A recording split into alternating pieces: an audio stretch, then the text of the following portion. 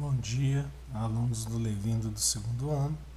Aqui quem fala é o professor Acílio de História.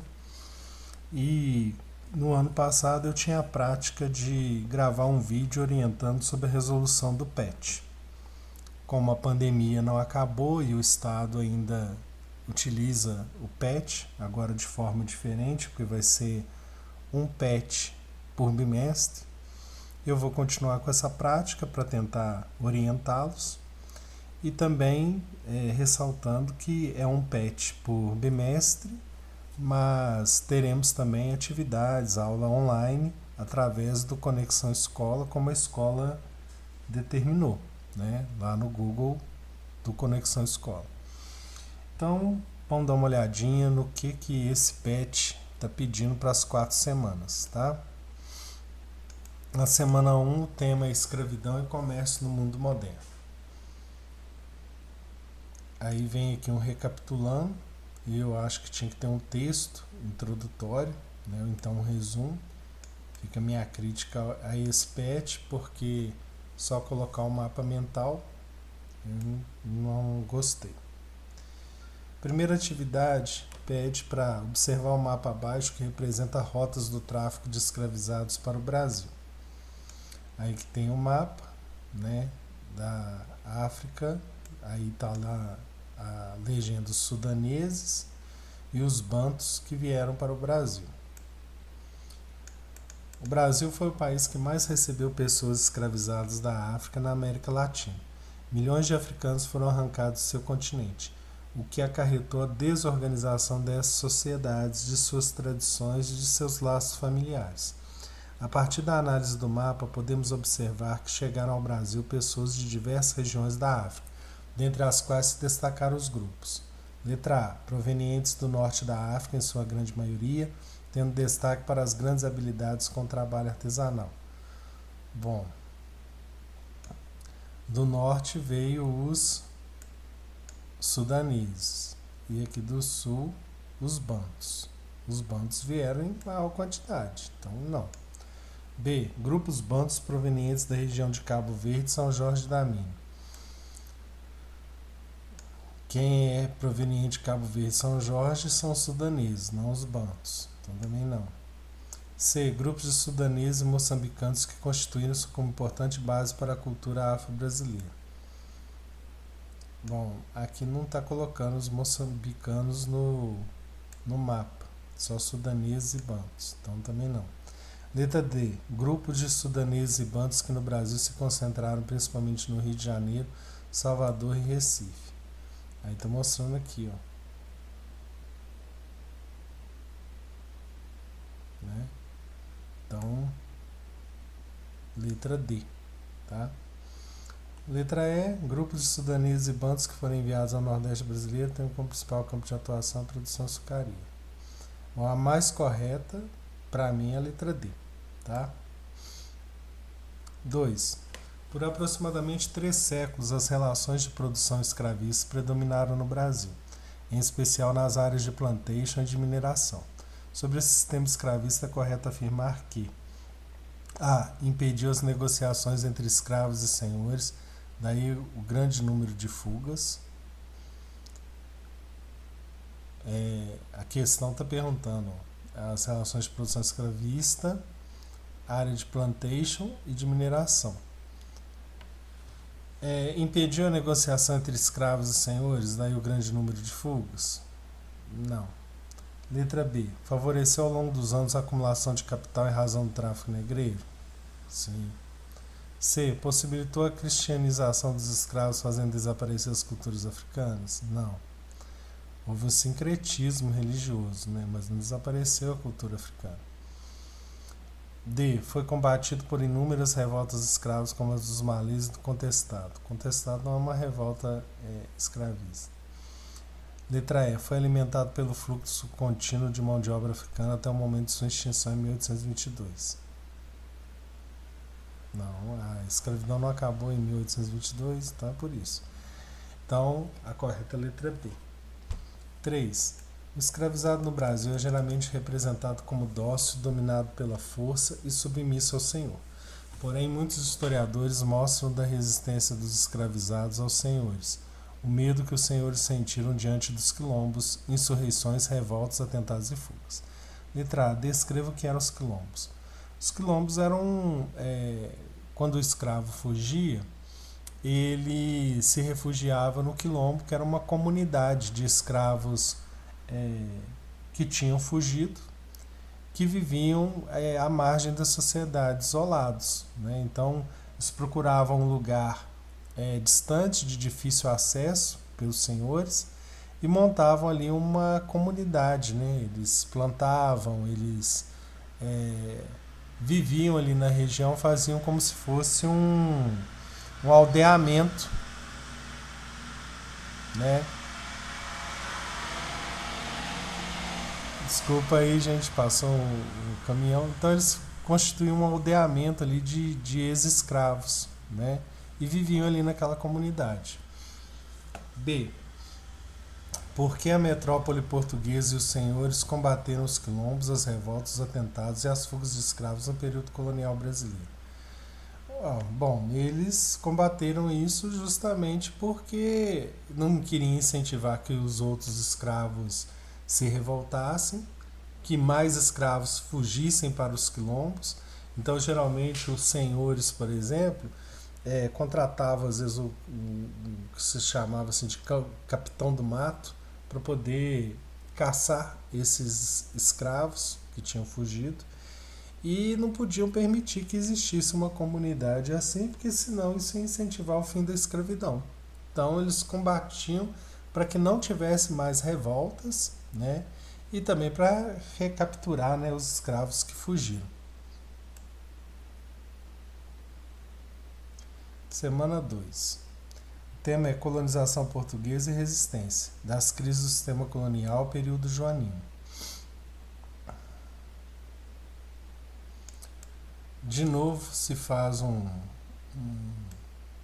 mapa mental.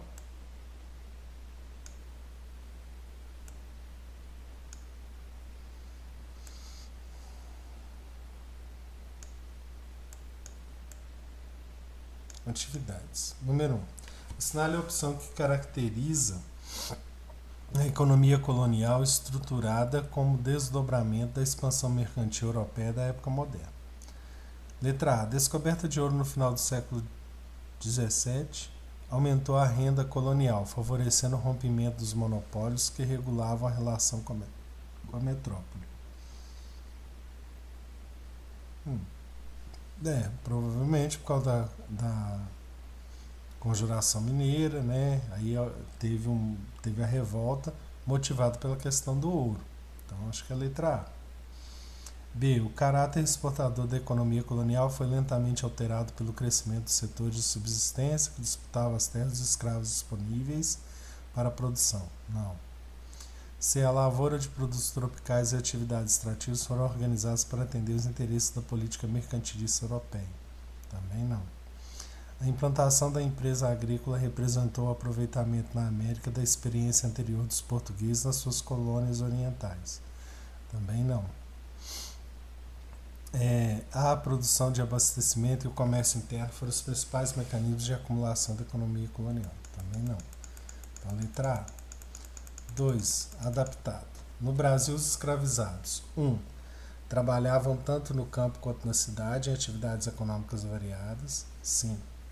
2. Sofriam castigos físicos em praça pública determinados por seus senhores. Também. 3. Resistiam de diversas formas, seja praticando suicídio, seja organizando rebeliões. Também. 4. Tinham a mesma cultura e religião, já que eram todos provenientes de Angola. Não. Eles eram do continente africano, então tinham várias culturas e religiões. 5. Estavam proibidos pela legislação de efetuar pagamento por sua alforria. Não, eles podiam. Se eles conseguissem, né, arrecadar a quantia, eles podiam comprar a alforria. Então, o correto aí é 1, 2 e 3, que é a alternativa D. 3. Observe a imagem a seguir. Aí tem aqui um engenho da cana-de-açúcar. A figura. Ela ilustra um engenho de açúcar, típica unidade de produção do Nordeste colonial. Com base na imagem e na realidade histórica por ela ilustrada, assinale a alternativa correta. Letra A. Esse engenho movido por força hidráulica é uma realidade do século XVIII, embora anteriormente fosse utilizada a força humana ou a força animal para fazê-lo funcionar.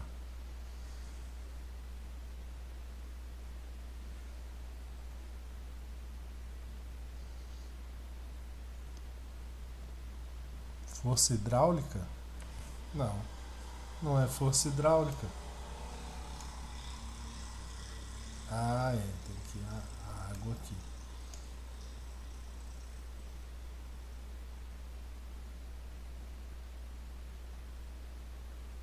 Não, aí se ele é hidráulico, é hidráulico. Não vai ter força humana. Dois tipos diferentes. B. A presença exclusiva de mão de obra escrava negra na imagem denota a exclusão dos indígenas como trabalhadores escravos ou livres da indústria açucareira. Ah, mas tinha escravo indígena também. Então, não.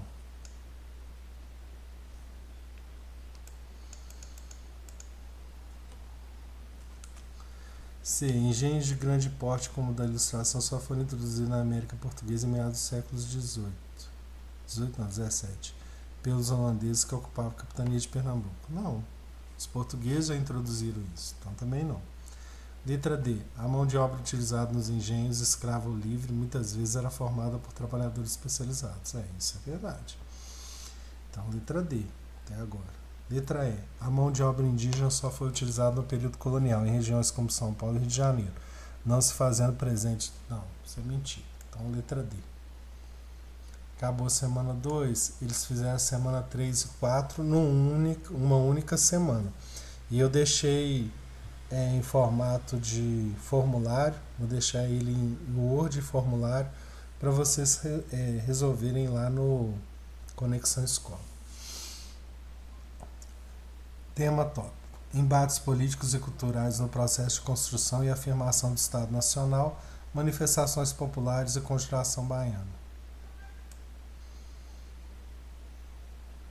De novo tem um mapa mental. 1. A invasão da Península Ibérica pelas forças de Napoleão Bonaparte levou a coroa portuguesa, apoiada pela Inglaterra, a deixar Lisboa e instalar-se no Rio de Janeiro. Tal decisão teve desdobramentos notáveis para o Brasil, entre eles: a chegada ao Brasil do futuro líder da independência, a extinção do tráfico negreiro e a criação das primeiras escolas primárias. Não acabou o tráfico negreiro com a vinda da família real. B. O surgimento das primeiras indústrias, muitas transformações arquitetônicas no Rio de Janeiro e a primeira Constituição do Brasil. A primeira Constituição do Brasil só vai ocorrer depois da independência, então também não. C. O fim dos privilégios mercantilistas portugueses, o nascimento das universidades e algumas mudanças nas relações entre senhores e escravos. Não, essas mudanças aqui nas relações não ocorreram, então também é incorreto. Letra D.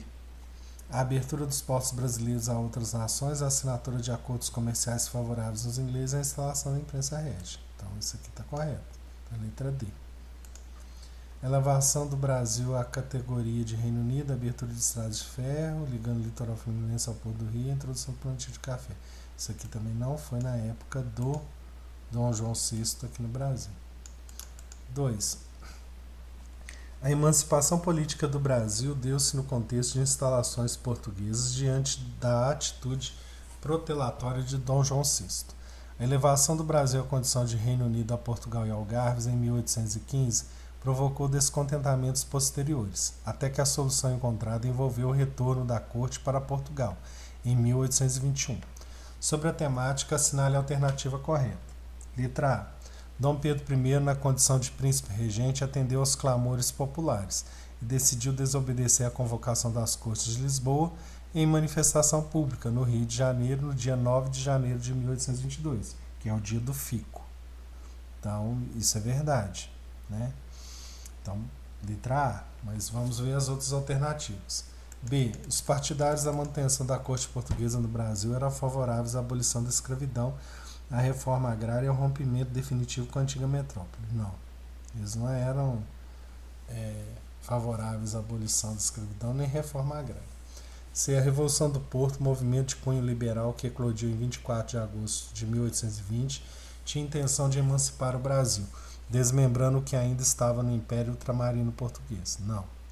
Dom João VI retornou a Portugal em 1821, após ter se recusado a atender às manifestações populares que o pressionaram a jurar a obediência à nova Constituição Portuguesa. Não.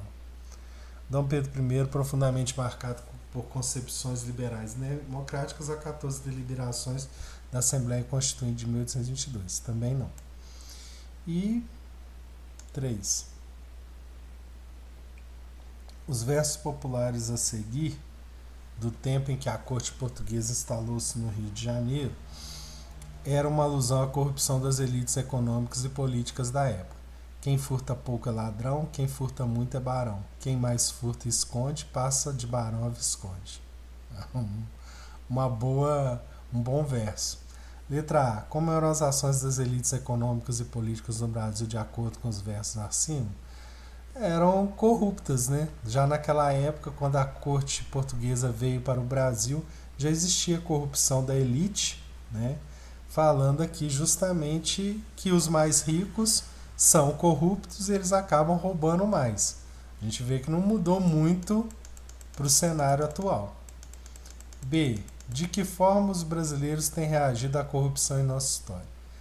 Vocês acham que o brasileiro tem lutado contra a corrupção no Brasil ou não? Ou ele é passivo, né? Ele aceita a corrupção faz parte da nossa cultura, né? Então é uma resposta pessoal, né? Se você acha que o brasileiro tem lutado contra a corrupção. Letra C. Pesquise denúncias de corrupção na história recente do Brasil e crie uma campanha de combate à corrupção. Então você vai olhar casos de corrupção nos últimos governos e criar um slogan, né, uma frase para combater a corrupção. Ou então dar uma sugestão de como que o brasileiro poderia acabar com a corrupção em nosso país. Tá bom? Deixa eu ver se tem mais atividade. Não. Então, esse PET nós passamos por todas as semanas. Vou deixar ele disponível para vocês fazerem ele no Google Formulário. E é isso. Obrigado por terem me escutado até aqui. Tá? Até mais.